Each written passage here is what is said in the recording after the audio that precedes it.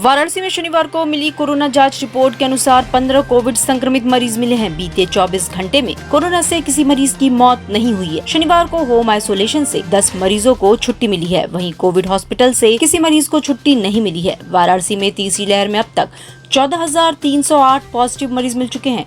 इनमें से 14,225 लोग स्वस्थ हो चुके हैं, जबकि एक्टिव केसों की संख्या 70 है।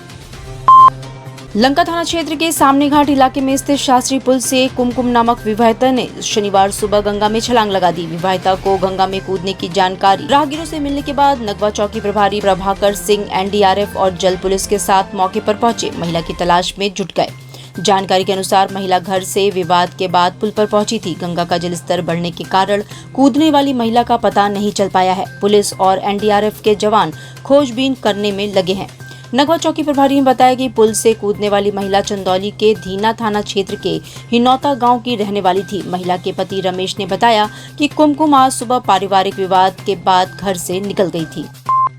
बड़ागांव क्षेत्र में महिला मित्र से संबंधों के विरोध पर पत्नी गुंजा मिश्र की सिर कूंचकर हत्या के आरोपित पति तारकेश्वर मिश्रा और उसकी महिला मित्र सुहानी मिश्रा को पुलिस ने शनिवार को गिरफ्तार कर लिया। पुलिस के मुताबिक तारकेश्वर को नदेसर चौराहे से गिरफ्तार किया गया। बड़ागांव थाना क्षेत्र के करमपुर गांव में 20 जुलाई की रात में 35 वर्षीय गुंजा मिश्रा की ईंट से सिर कूंचकर हत्या कर दी गई थी। पुलिस के अनुसार पारिवारिक मामले को लेकर तारकेश्वर व पत्नी गुंजा में 1 साल से विवाद चल रहा था। इसके कारण तारकेश्वर व पत्नी अवसादग्रस्त हो गए थे। तारकेश्वर अपना झाड़ फूंक भी करा रहा था। काशी हिंदू विश्वविद्यालय के दैनिक वेतनभोगी मालियों का धरना आज 17वें दिन भी शांतिप्रिय तरीके से जारी रहा। मालियों ने बताया कि उनका वेतन उन्हें मिल गया, पर अभी भी मेडिकल और पीएफ जैसे समस्या और इंचार्ज अनिल सिंह को हटाने की मांग वैसे ही है। इस दौरान मालियों ने बताया कि उनसे आज उप कुलपति ने आकर वार्ता की और जांच के बाद कार्रवाई का आश्वासन दिया है। माली राम बाबू ने बताया कि पर्यावरण विभाग के डायरेक्टर अखिलेश रघुवंशी ने हम लोगों का हालचाल लिया और कार्रवाई का आश्वासन दिया। काशी को बाबा भोलेनाथ की नगरी तो है ही, यहाँ हर वक्त हर हर महादेव के स्वर गूंजते रहते हैं। काशीवासी तो किसी का सम्मान भी हर हर महादेव के उद्घोष से ही करते हैं। जिसके सम्मान में हर हर महादेव का उद्घोष हो गया तो समझो काशीवासियों ने उसे अपना लिया। सावन में काशी की छटा ही निराली होती है। यहाँ पर कोई शिव का स्वरूप धारण कर या शिव का गढ़ बनकर घूमता मिल जाएगा। शनिवार को भांग बूटी छान कर और पान घुलाकर मस्ती के साथ नंदी स्वरूप बाइक पर शिव स्वरूप विराजमान होकर नगर में चक्रमण करते लोग दिखी जाते हैं। गाड़ी पे आप महादेव बने और गाड़ी को नंदी महाराज बनाए हैं क्या अपने आप? अभी कहाँ जाना आपको?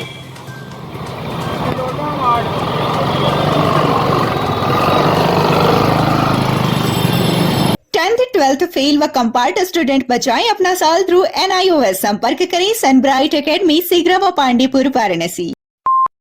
केंद्र सरकार के राज्य मंत्री कौशल किशोर ने शनिवार को वाराणसी में कहा कि राष्ट्रपति द्रौपदी मुर्मू की जीत से सभी खुश हैं। उनके निर्वाचित होने के बाद विपक्ष के लोग उन्हें बधाई दे रहे हैं, ये अच्छी बात है, लेकिन उन्होंने अपना प्रत्याशी खड़ा न करके उन्हें समर्थन दिया होता और वह निर्विरोध निर्वाचित होती तो और अच्छा होता। राज्य मंत्री कौशल किशोर काशी हिंदू विश्वविद्यालय में सामाजिक विज्ञान संकाय की ओर से BHU के स्वतंत्रता भवन में आयोजित मॉडर्न ऑफ यूनिटी राष्ट्रीय कार्यक्रम में बतौर मुख्य अतिथि भाग लेने आए थे।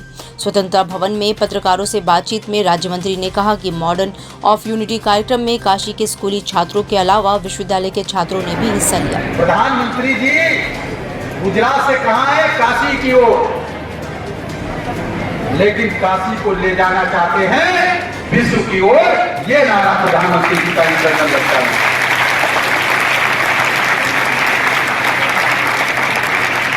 तो काशी चला विश्व की ओर।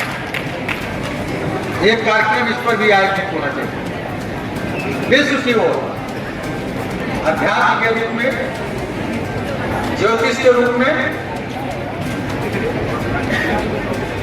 विकास के रूप में और प्रधान मोदी @20 संवाद कार्यक्रम में 28 जुलाई को रुद्राक्ष कन्वेंशन सेंटर में मुख्यमंत्री योगी आदित्यनाथ विशिष्ट जनों से संवाद करेंगे। इस दौरान जनपद के मंत्री, विधायक, MLC, मेयर, सभासद, डॉक्टर्स, उद्योगपति, शिक्षक आदि लोग मौजूद रहेंगे। इस संबंध में बात करते हुए भाजपा जिला अध्यक्ष हंसराज विश्वकर्मा ने बताया कि प्रधानमंत्री ने 12 साल गुजरात के मुख्यमंत्री के रूप में और पिछले 8 सालों से भारत के प्रधानमंत्री के रूप में जो काम किया वो देश और जनता के हित में किया। इस पर आधारित मोदी 20 पुस्तक पर संवाद कार्यक्रम आयोजित है, जिसकी प्रस्तावना स्वर कोकिला लता मंगेशकर ने लिखी थी। उन्होंने बताया कि 12 साल गुजरात के मुख्यमंत्री और 8 साल से देश के प्रधानमंत्री बनकर नरेंद्र मोदी ने देश को अग्रणी बनाया और गुजरात को भी अग्रणी बनाया। उन्होंने देश को आज दुनिया में अग्रणी देश की श्रेणी में लाकर खड़ा कर दिया है। वहीं 12 साल के कार्यकाल में उन्होंने गुजरात को देश का दूसरा इकोनॉमिकल स्टेट बना दिया है। आत्मनिर्भर भारत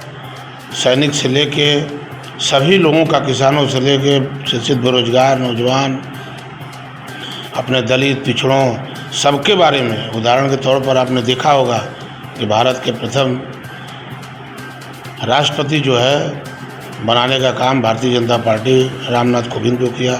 फिर आदिवासी महिला को जो इस बार जो अभी राष्ट्रपति जो परसों घोषणा हुई है, द्रौपदी मुर्मू जी को, उनको राष्ट्रपति बनाने का काम किया है। तो उन्होंने नारा दिया था सबका साथ सबका विकास और सबका विश्वास और सबके हाथों में काम और सबका बराबर का सम्मान।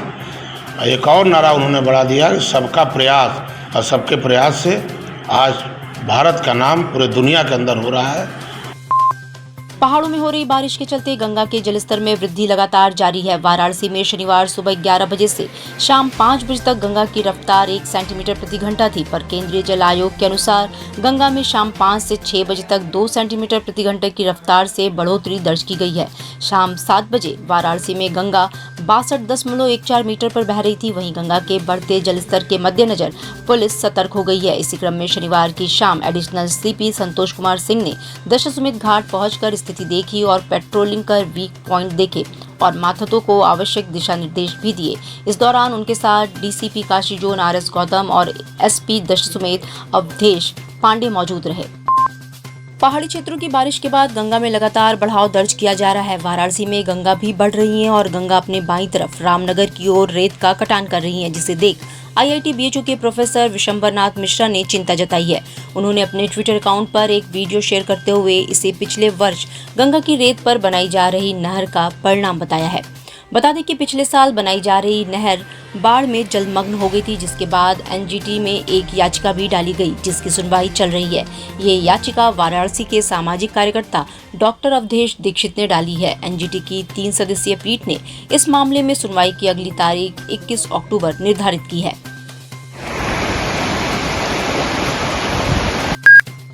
तमिलनाडु के मदुरई निवासी शिवभक्त एएन सुब्बा ने बाबा श्री काशी विश्वनाथ के रात्रि विश्राम के लिए चांदी का नया आसन तैयार किया है।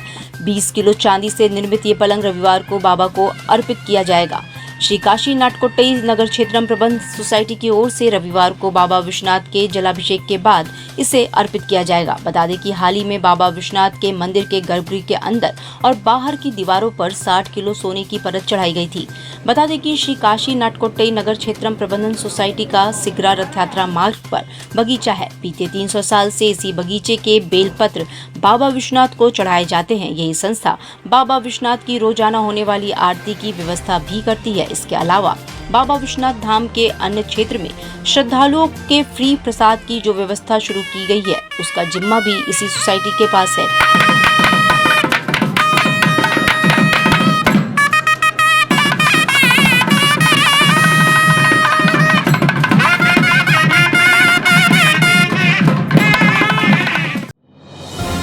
डिजिटल इंडिया का digital new platform live VNS पिछले 7 वर्षों से बनारस की सेवा में। पाइए बनारस के कोने कोने की खबर निष्पक्षता के साथ लाइव वीएनएस से। बनारस की ताज़ा तरीन खबरों के लिए प्ले स्टोर से डाउनलोड कीजिए लाइव वीएनएस ऐप या फॉलो कीजिए लाइव वीएनएस को सोशल मीडिया पर।